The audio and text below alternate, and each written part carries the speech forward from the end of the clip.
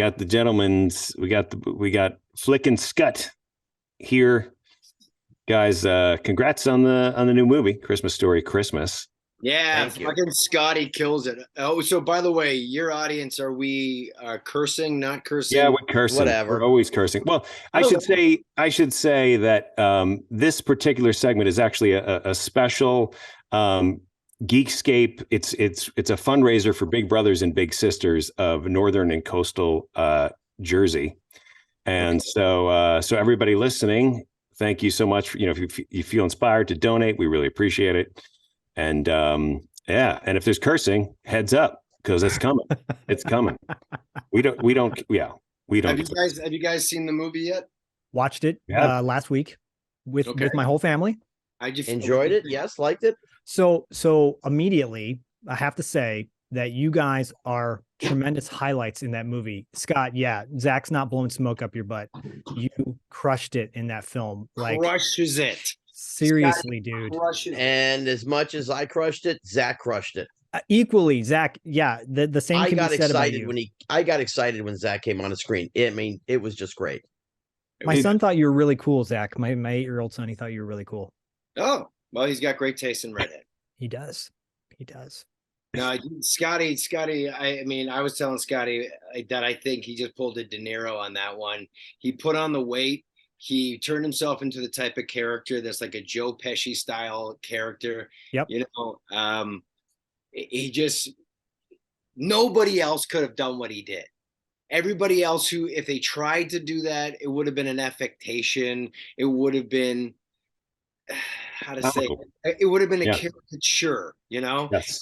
It would not have been an honest persona. And he did it so beautifully. It was such a perfect follow-up from the original film, and I just love watching him in that. And every time the photo comes up of him with the Peter and the kid, and they're looking off, and he's just every picture is a story with him. It just is fantastic. Yeah, I'm so proud of him, man. I'm so freaking proud. Cost me $500 a month for my PR guy, Zack Ward. It's okay. Can I just ask, was it a real mustache?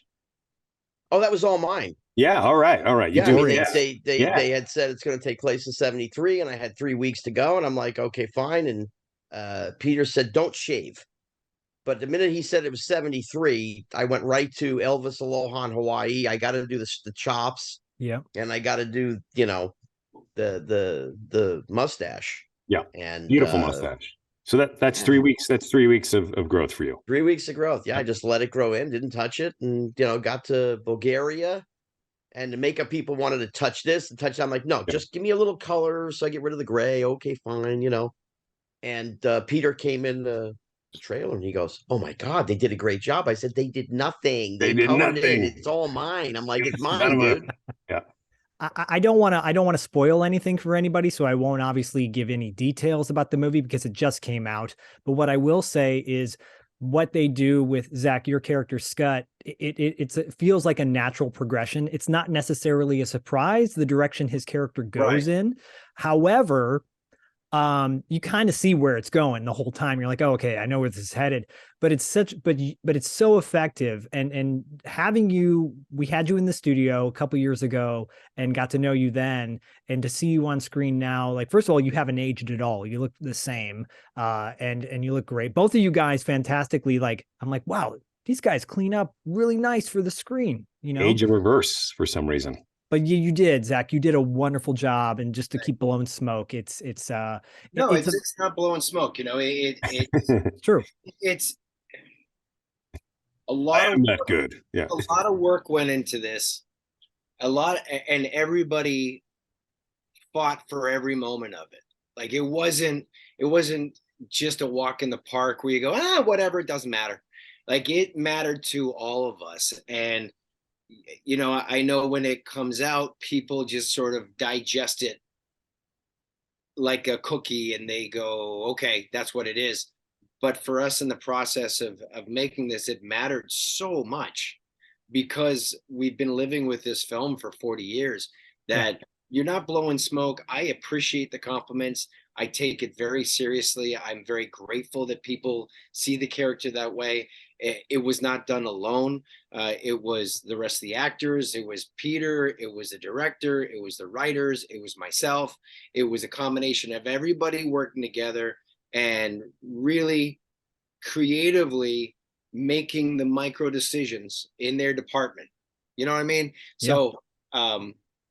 So that the big machine would have strong cogs, and each one of those cogs would support each other, and then they would create more together.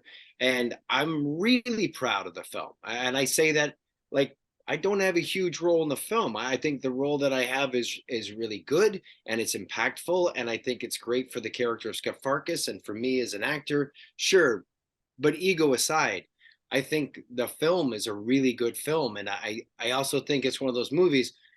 If you're an 8-year-old kid, you're gonna laugh. You're gonna enjoy the film. If you're a 20-year-old kid, you'll laugh. You like the film. If you're over 30, this is your life. Yeah.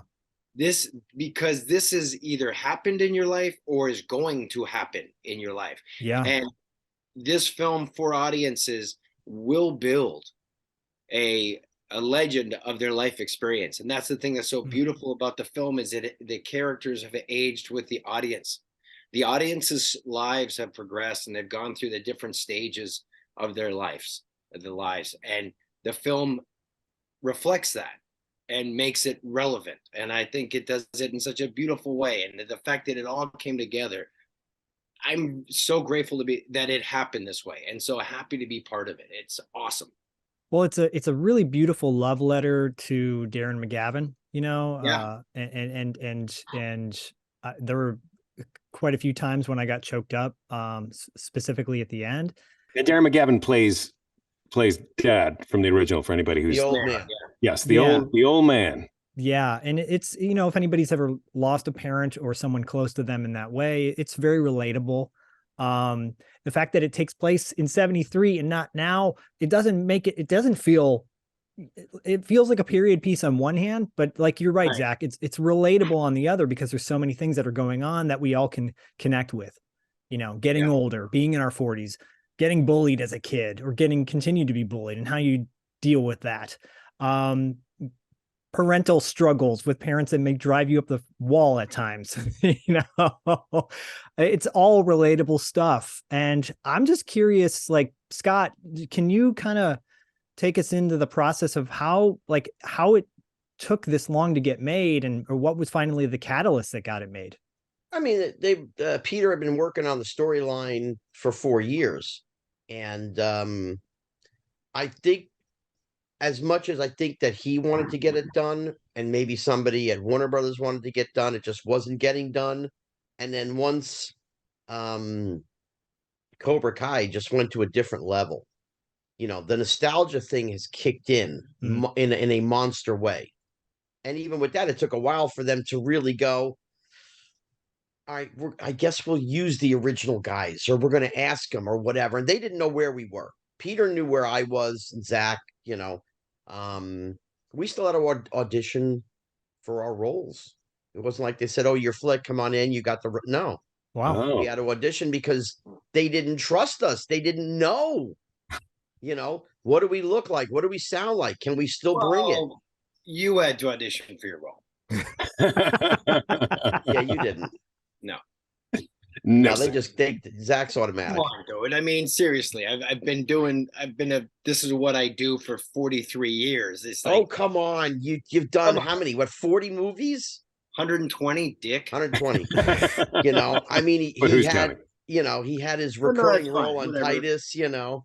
Yeah, but you're right. But Zach, you wear A Christmas Story on your sleeve. I mean, the fact that you don't have it tattooed on your arm is surprising, because I have this face, bro. Like, everywhere I go, yellow eyes everywhere you go. But you have such a fondness. I mean, the last time you were on the show, you spoke with it with such love, and I think, you know, to see where it's culminated to now is a beautiful thing. Yeah, it's fantastic. Yeah, it's amazing, and it gets to do some good. So last year I did this. So in 2020, my dad got diagnosed with Alzheimer's, and I was taking care of him. And then last year, 2021, I did a fundraiser at the Christmas Story House in Cleveland, Ohio, for the Alzheimer's Association, and we're doing it again this year. So yeah, you know, I before that I was doing stuff with bully prevention, and if this is how people know you, like I never begrudged it. I think when I was in my late teens and early 20s, and people would be like, "Yeah, you're Scut Farkus." I'm like, "I've done other things too." Right. You know, I've done Transformers, and that movie did over $1 billion in the box office worldwide. You know, they don't run a 24-hour marathon of Transformers, and nobody walks up to me and goes, "Oh my God, I watch Transformers every year. It means so much to me." When Scorponok stabs you in the back and murders you in Qatar, like me and my family love it so much. Like, no, that's not what connects. So you do at a certain point realize that when you get to be part of something that's lightning in a bottle, be grateful, man, because it's not like I wrote, directed, produced, and acted in that film. I was a 13-year-old kid who got lucky, and I was in it and did a good enough job that Bob Clark selected me and then elevated my performance. And so, you know, be grateful for what you have and accept that. Does not mean that I sit on my laurels. Does not mean that I walk up to people and go, "Hi, I'm Scut Farkus. I mean, Zack Ward." Oh, you may know. No, I'm not that guy. That's not interesting to me. And I'm always pushing myself to see what I can do next, because that's what's exciting. But goddamn, I'm grateful. Yeah. And you guys know the house is up for sale now, the original house. Yeah. So that's interesting as well. It's 15 million. 15 million. Well, that's it. Yeah, so let's pool our money together now. And there's nobody that's jumping forward yet to go, "Oh, I got it," you know. But I mean, it's a slow process, and the reality is, it's not just a house. You got to understand, there's the house here. There's another house beside it, which is the Bumpus house. There's the Bumpus house. Yeah. Then campus. Across the street is a museum.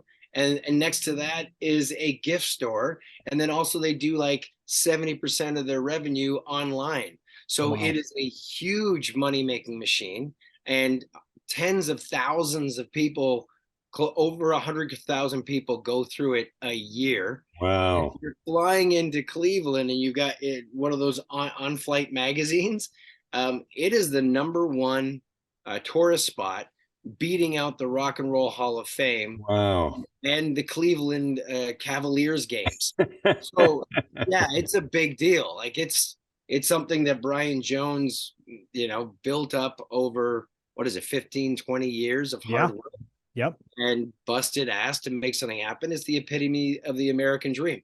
So whoever's going to buy that house is going to be buying into a very successful, beloved business that is going to continue having an audience for at least the next 20 years, with a fantastic infrastructure and incredible fan base. So whatever price it goes for, it'll be worth more than that. And whoever buys it, I'm happy to help them out, as I'm sure the rest of the cast. So yeah, that's happening, but it makes, I understand, Brian, when you work on something for that long and you want to have an exit strategy, good. That's what you're supposed to do. Totally. Yeah. When you guys sell your podcast to Spotify for $2 billion, I won't be making fun of you. You know, I'll be happy for you. No, you guys will both be on. Scott will be joining us. We'll be doing a wrestling podcast with Scott. Yeah. Primarily wrestling and a little bit of pop culture sprinkled in there. But and Zack will just talk about Transformers all the time. Oh yeah. Postal. Great. I want to know, Scott. So in the trailer, Flick is a bartender, and by the way, the storefront of the it looks fantastic. This was all shot in Bulgaria. Yeah, is what you said. So Scott, did you have any input into, like, once you got the role, where your character was going to go, or was it pretty much it was on paper? No, I mean, pretty much written. I mean, there was a few things that had to be discussed and worked on and fought for and all those things, but for the most part, what they did originally is there. A few things I had to add, but that was fine. What's it like shooting in Bulgaria, of all places? Boring. Not much different than any place else. Yeah, kind of boring where we were. We were basically quarantined for 2 months. Oh, of course. I think you guys have seen the film. You know that Scotty and RD have a lot of scenes that they do a bunch of stuff. It's so good. Yeah, It really is. Hey, they're so good. I love watching Scotty in the movie. He kills me. He kills me. Triple dog dare you. So good. And but like there was nothing to do. And ironically, he may have been the bartender, but Scotty's not a big drinker. I don't drink at all. I'm happily married. There were COVID restrictions. So what are you gonna go do? right. We had breakfast together, lunch together. Then we go to a mall, the movies here and there. Saw a couple of absolutely horrific films, whatever. Listen, you guys have to understand something, okay? We don't have it because they wouldn't let me do it. Zach and RD sitting at dinner, sitting in the cars. They had me rolling because they were coming up with some of the most hilarious shit you've ever heard. The two of them. And I'm like, somebody give me your phone camera. I have to shoot this. Look at 50 hours of footage. And I was just going to call it buddies. And it's basically just two guys either in the car or at a dinner. And it's just them bantering back and forth. And I almost peed myself several times with them because they were so funny. Wouldn't let me do it. It was like I've known Scotty better. And over this process, RD and I got to be very good friends. But in the beginning, I just wanted to murder him. That's where comedy lives, right? Making a friend, you're like, what? What's wrong with you? What are you, an idiot? What are you talking about? What? Pull your head out of your ass, man. So that would be our back and forth constantly. And it was a lot of fun. It was a lot of fun. We're all in the car one night, and this, oh God. And it's dark, and all of a sudden Zach sees what looks like ski slopes in the mountains, and it's all lit up. And Zach goes, "Oh, that's pretty cool. The lights, up there, the night skiers." And RD goes, "Who's skiing?" Zach's like, I don't know skiing, but they got lights up. Well, why are they skiing? Zach's like, I don't know. What the hell are you asking me these questions for? Oh no. Give it. But now they're skiing at night. This went back and Oh forth. My God. It was like who's on first, third base. It was ridiculous. Yeah. But why? Why are they skiing? Why are they skiing? Nighttime. Who's skiing? How many people are skiing? And Zach is going bananas. Yeah. Zach is the Costello to RD's Abbott. Yeah. It was just great stuff. Actually, Zach, if you grew a pencil mustache and you slicked your hair back and darkened it, you could totally pull off a Costello. Oh, I could, man. Yeah, that's a good call. You should do that. I will do that. Get RD Rob, in there, and RD Rob, by the way, for everyone wondering, he plays Schwartz, and he and Scotty are gold. It's Flick and Schwartz feels so authentic, the performances you guys give in that movie. It doesn't feel like all this time has passed and we're having to get to know these characters. Yeah. You already know them and their banter. I'm so glad they didn't cast somebody else in your role, Scott. It would have been. They tried, eh? They tried. Yeah, they tried to. They tried to cast names in the roles, and it didn't work.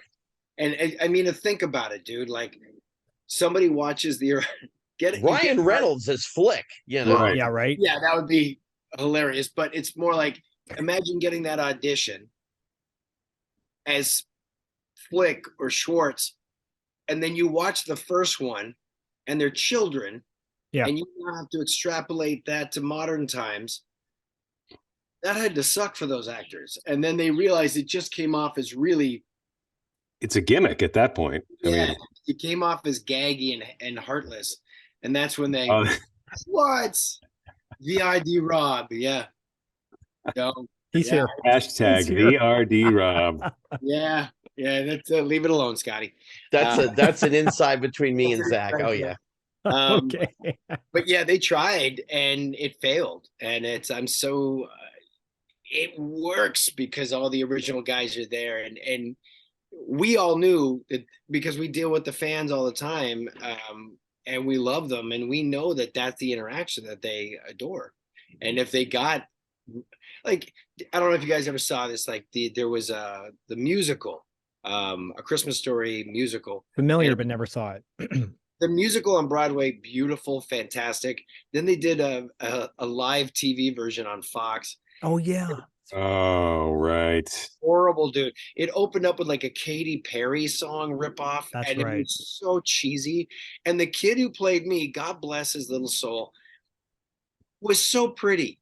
He looked like a Abercrombie and Fitch model. I was like, that looks like Tiny Thor. Like, what is that? That's not me. I was a hideous dork at the age of 13. I had a big honking schnoz and braces, and like, this kid is gorgeous. Everybody was too right out of central casting and just, too pretty. And we're not pretty. We're very real, and I think that's the other part of it that makes it so enjoyable. Yeah, it doesn't work if Zac Efron is playing Scut in any. It's By the way, Jane Krakowski playing Miss Shields. No. Now, no offense. Listen, I've known Jane since she's a teenager, okay? Okay. And of course, seeing the character of Miss Shields in such a hot, sexy way, okay, which was certainly not Miss Shields. No. So the scene is on, and I had to call Teddy. So I called up to Toronto to Teddy Moore, who played Miss Shields in the movie. And I'm like, are you enjoying this? And she's like, well, yeah, but, I didn't really look like that. I said, Teddy, honey, I said, you never looked that hot your whole life, baby. This is great stuff, And I had her laughing on the phone because, have Jane Krakowski playing Miss Shields. Yeah. It was just horrible. It's when they try to polish it up and make it commercialized for everybody. And that's the other thing I love about the Christmas Story Christmas is it's not woke, and it's not right-wing Republican. Yeah. It's not either extreme. It's life. It's just real life. And it's like, nowadays in movies, men are either jacked, muscly superheroes, fast-talking pretty boys, or buffoons. Well, none of those. Like, he has a great relationship with his wife and his kids. They all talk to each other with respect and love. He's a man who's making his shoulders wider to carry the burden of the pain that he's going through for his family. That's what a man does. That's what a woman does who loves her family. That's what a man does who loves their family. That's this heroic journey that we go on that never gets applause, that never gets a parade. No one gives a crap. And that's the reality of life. Yeah. And they capture that part of it. He never complains. He never sits there and whines about how it's not fair that he doesn't get this, that, or the other thing. Nope. He takes care of his family. He takes care of the people he loves the best way he can. And sometimes he screws it up, and he's sorry, and he does his best. Beautiful, beautiful stuff. Real. Yeah. Real type of thing. You don't get to see that. No, not to spoil anything, there are the classic fantasy scenes in the film, which are gold, by the way. Yeah. But the root story, you're right, Zach. The root story it's a very simple one. It's a very small one, but again, a very relatable one that you're talking about seeing beautiful people on screen with flawless, not a wrinkle in sight, not a pimple to be popped. I don't have a problem with those actors at all. However, there's something about watching movies from the 80s. One of the many reasons we love it is because everybody looks normal, quote unquote, and that's the beautiful thing. Like, you guys, you aged. I told you, you look good. You look great for your age, quote unquote, whatever that means, whatever that expression is. It's my fancy way of saying you look good. 54, 55. Yeah, that's 50, what you look like when you get older. 55 yet. Don't be in a rush. Blow it down. Sorry, Chief. That's real though, and that's important too. When you see a movie and go, hey, that guy looks like me. He's got wrinkles. Peter Billingsley looks like Peter Billingsley now. His face isn't stretched back. He's not like trying too hard or whatever. Yeah. But there's that little Ralphie. You see the little Ralphie still in there. You see the little Flick still in there. The You see eyes. The Scott's still eyes, in the there. Ralphie The eyes. eyes of Ralphie. Yes. And that's a beautiful thing. Yes, I totally agree. It is. Can you guys comment? Were those Peter Billingsley? Were those his real sideburns? Yeah. No. Yes. Oh, we have two different Oh, conflicting. I thought think so. were. I thought they I were. don't think so. Oh, then they were makeup. Mine were fake too. I don't grow very good facial hair at all. I don't know. Scotty killed, but that was RD's real pompadour. His hair was killing me. It was So that good. hair was phenomenal. I was like, wow, what does it look like when there's no shoe polishing or like shellac or whatever the hell he put in that thing? It was awesome. So really quick, Julie Haggerty plays the mom in this, and who, by the way, if you guys haven't seen Julie Haggerty in years, like I hadn't seen her in a while, like she hasn't missed a beat from her comedic timing from like Airplane days. Airplane, what a pop. She's wonderful. She's so and naturally funny. Like you meet her in person and you're cracking up. Yeah. She was the mom in Just Friends, Zach, if you had been catching up. If you haven't Sorry. seen it. In Just Friends with Ryan Reynolds? Yeah. No, I don't watch Ryan Reynolds movies. I don't watch his movies. Just Friends. Okay, so who's the guy who plays his younger brother in Just Friends? Because I was at an autograph convention recently and he was there, and that guy is freaking hilarious. That's one of my favorite parts in that movie. You got to see it, dude. Is the relationship between Ryan Reynolds and his younger brother. Yes. Okay, I got to watch it. Oh, Okay. you do. I laugh just thinking about it. It's so funny. Very underrated comedy. Yeah. But I can't remember who the younger brother is. Yes. Chris Marquette. That's Chris Marquette. Yeah, I gotta give him props. The guy is hilarious in that film, bro. I cry. He makes me laugh so hard. He's a talented, wonderful, very sweet guy. So if you ever have him on, please let him know I love him much. Yeah. Oh, okay. Sounds good. Deal. So Scott, you said it took you 3 weeks to grow that mustache out, right? Mm-hmm. Yeah. So any pointers? Because Dustin's been wanting me to grow a mustache out for the 3 years we've been doing this podcast. Yeah, become a little short, fat Jew, and you can grow it super fast. No, Zach, you don't need pointers. You just give up on it. Yeah. You just pull the ripcord. I do. It's hard. If you can't, you won't. If you can't, you won't. Okay. That's fair. the slogan for everything. Fair. So Scott, Zach just threw you under the bus. Now it's your chance. Now it's your chance to throw him under. No, I never throw him under the bus. Kidding. You guys, you guys have known each other since the movie A Christmas Story, but and Zach, you were saying that you and Scott have a tight relationship. Have you guys? Do you continue to hang out through the 80s and the 90s and the 2000s? The 80s, I think late 80s. Late 80s. We met up again. Yeah, we met up again. I think you had Kidco coming out. Kidco! Dickie! Wow. You and I and my mom and your uncle went to a movie theater in Toronto, Scotty. Yeah. And there was, And then in 94, something like that, Scotty called me. I was doing a TV show called Boogie's Diner. I get called by production to come to the production office, and there's a phone call for me. I'm like, hello. He's like, hey, buddy, it's Zach. It's Scotty. How are ya? What's going on? And he had seen my picture in a newspaper or something about the TV series, and he just got it because Scotty will do this. Just reach out, get the information, called me, and then I moved to LA in '95.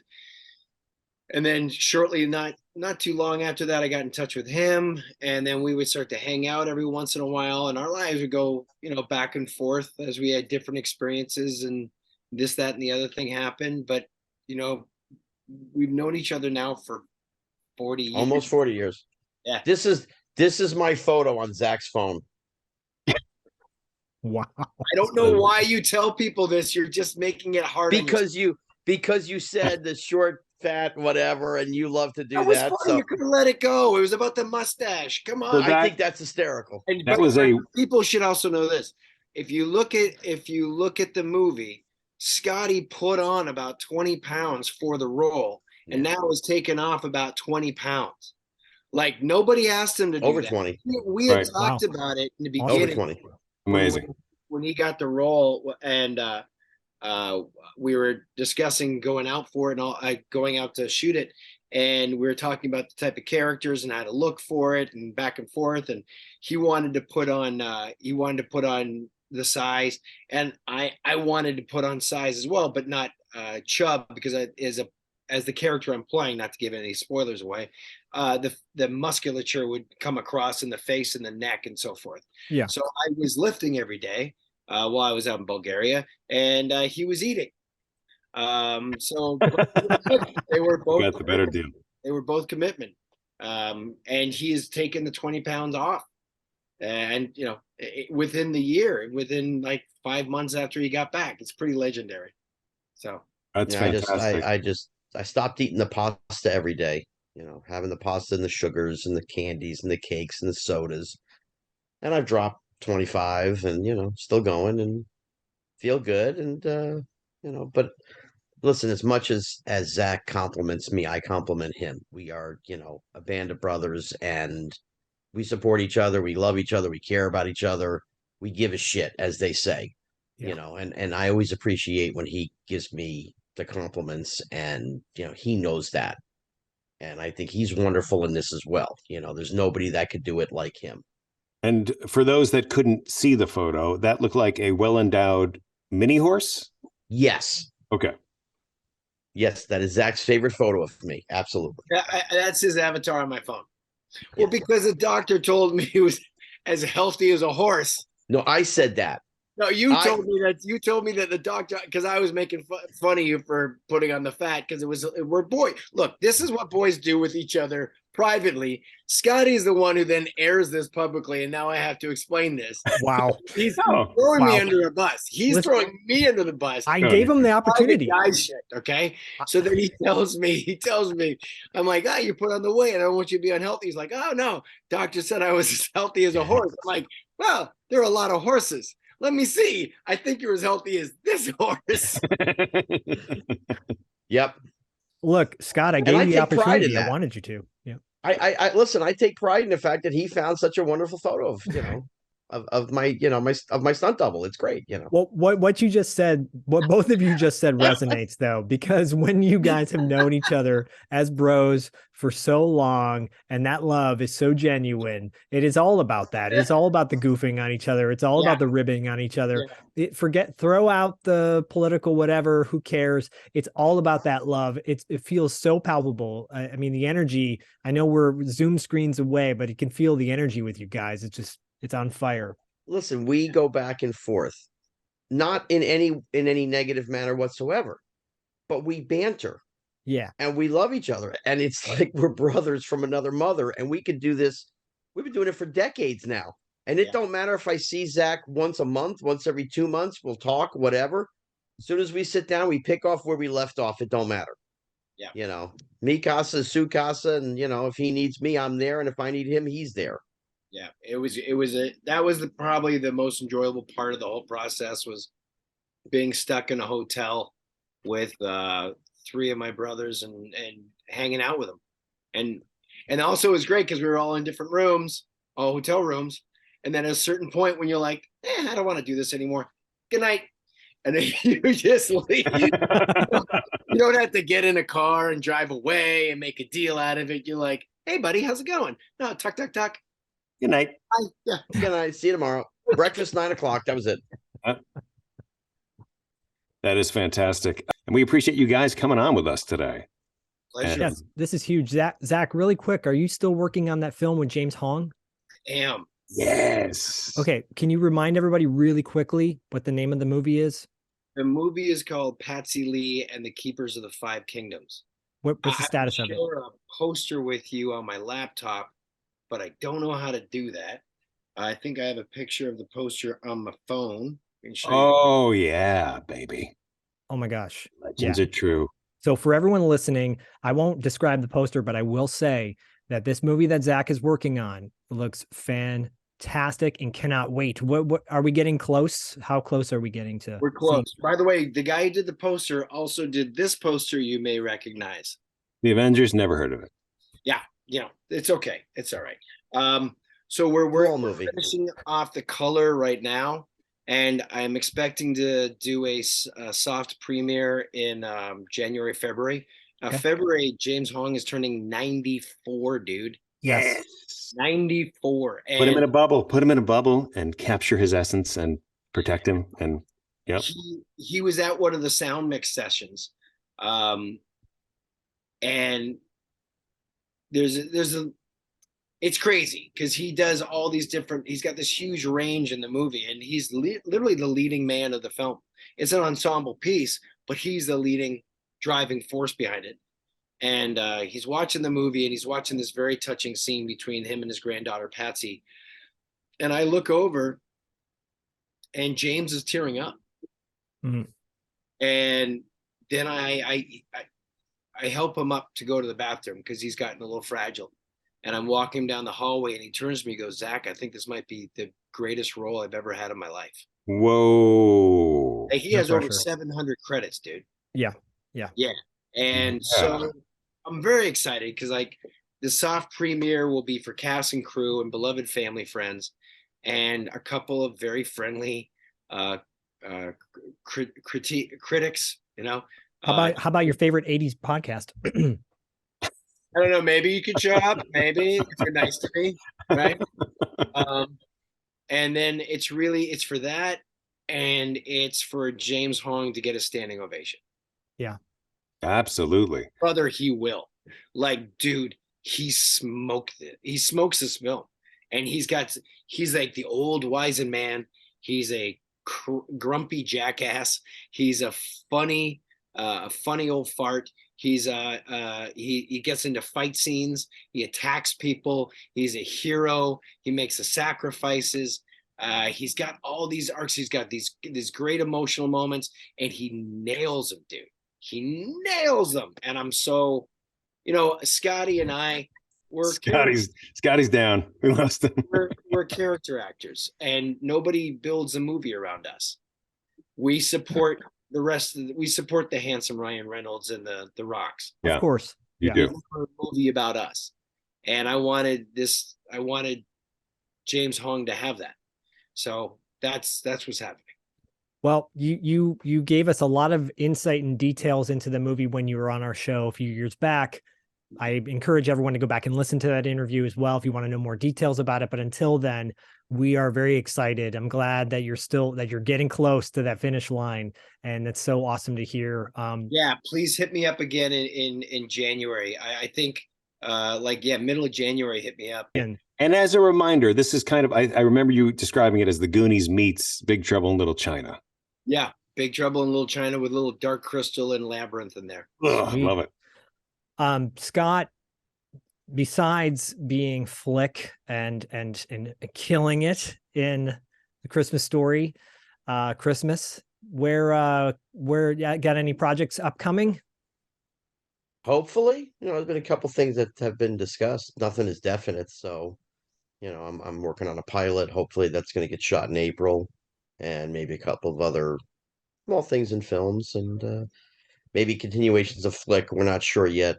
It's been talked about, being thrown around, but nothing for sure. And Zach will be a part of whatever it is, and but I'm running around the next 5 weeks doing appearances until the end of the year. I'll be in New Jersey a couple times, Baltimore, Delaware, Buffalo, Wisconsin, near Milwaukee.